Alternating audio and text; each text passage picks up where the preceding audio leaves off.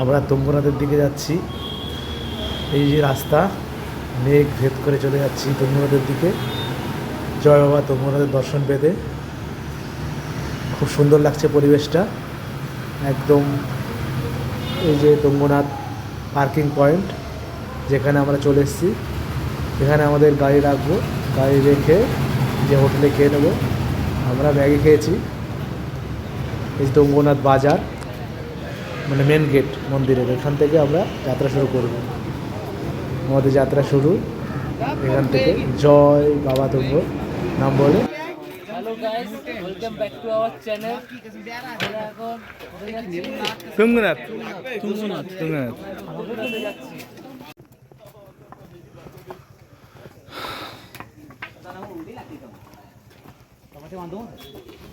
আমরা হেঁটে যাত্রা শুরু করে দিয়েছি। এখান থেকে 6 কিলোমিটার রাস্তা সবাই বলল, এখন যাচ্ছি। কিন্তু রাস্তাটা প্রচুর খারাপ। কেদারনাথে এত কষ্ট হয়নি। এই যে আশেপাশে সুন্দর পরিবেশ দেখতে দেখতে আমরা চলছি। গাছগুলো সুন্দরভাবে পরিষ্কার পরিচ্ছন্ন রাস্তা। রাস্তায় পিট্টু আছে, পিট্টুতে যেতে পারেন। আর এই যে লেখা আছে এখানে পশু পাখি, এইসব পশু পাখি এখানে দেখতে পারবো, কিন্তু একটা পাখি ছাড়া কিছুই দেখতে পারিনি আমরা। যাচ্ছি এখন। রাস্তায় যেতে যেতে একটু ভিডিও করে নিলাম, একটা ভাইকে দিলাম ভিডিও করতে। যাচ্ছি। খুব সুন্দর পরিবেশ, কেউ না আসলে বুঝতে পারবে না।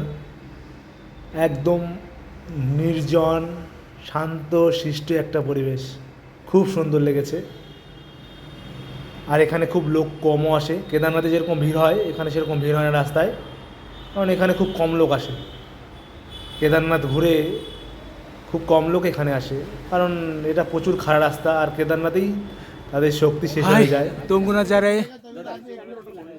বাত, খুব কষ্ট হচ্ছে গো, অনেক খাড়া। কেদারনাথে এত কষ্ট হয়নি, অনেক খাড়া গো। এখনো 2 কিলোমিটার বলছে সবাই। প্রথম থেকে যখন অনেকদিন তখন 5 কিলোমিটার বললো, 5 কিলোমিটার আসার পরে এখনো 2 কিলোমিটার বলছে সবাই।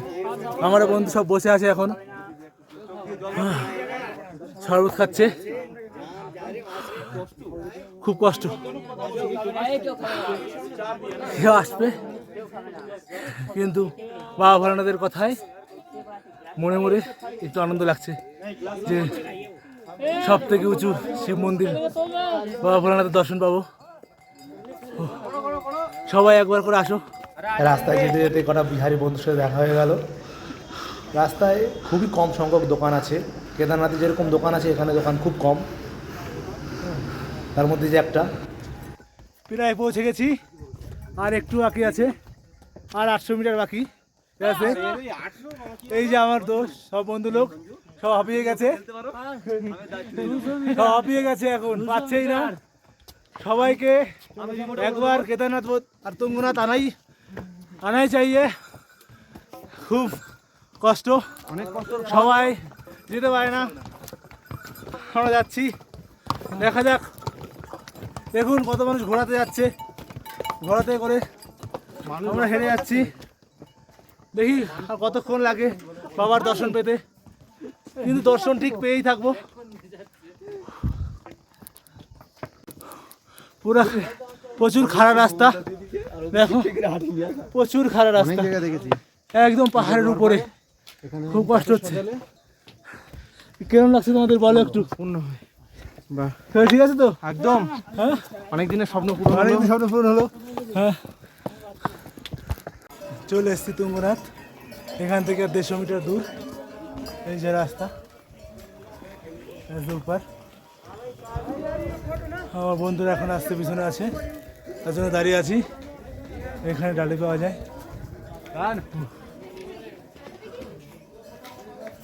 এই সব আমার সব বন্ধুরা আসছে এখন। ও,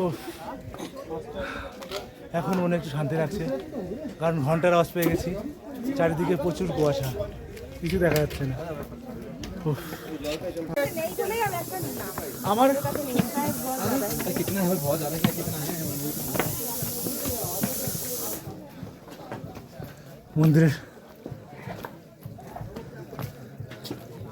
মন্দিরের গেট দেখা যাচ্ছে, ওই সামনে মন্দিরের গেট। ওই যে মন্দির দেখতে পেরেছি, মন খুব আনন্দ লাগছে।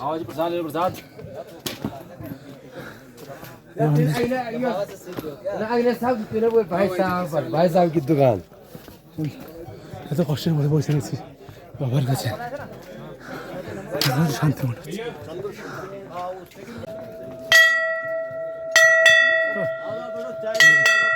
কতটুকু করে আমি তেলে পড়ি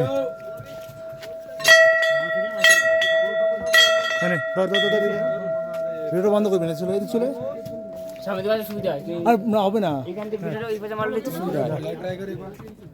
চালু কিন্তু एंट्री कहाँ से है?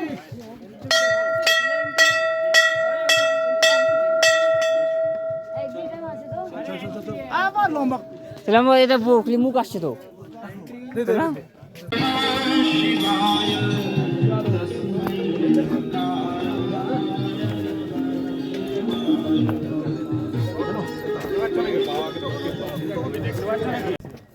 মন্দিরের দর্শন পেয়ে সব কষ্ট দূর হয়ে গেল, মনে হলো এবার শান্তি।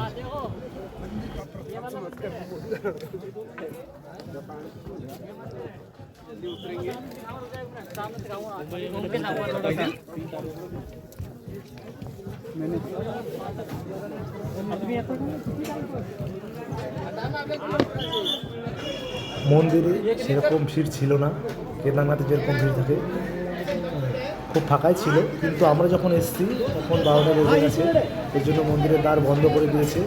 বললো আবার 1:30টার সময় খুলে দিবে, 1.5 ঘন্টা আমাদের বসে থাকতে হবে। বসে একটু ভিডিও করে নিলাম, একটু ঘুরে নিলাম।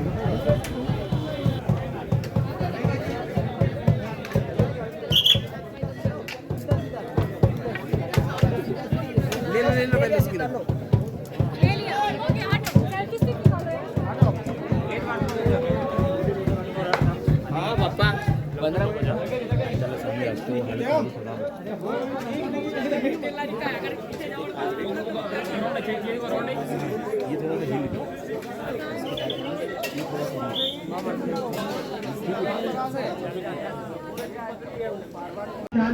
আমাদের পুজো দেওয়া হয়ে গেল, এখন মন্দিরের ভিতরে একটু ঘুরে নিচ্ছি। মন্দিরের ভিতরে অনেক ছোট ছোট মন্দির আছে, সেই মন্দিরগুলোকে পুজো দিচ্ছিলাম।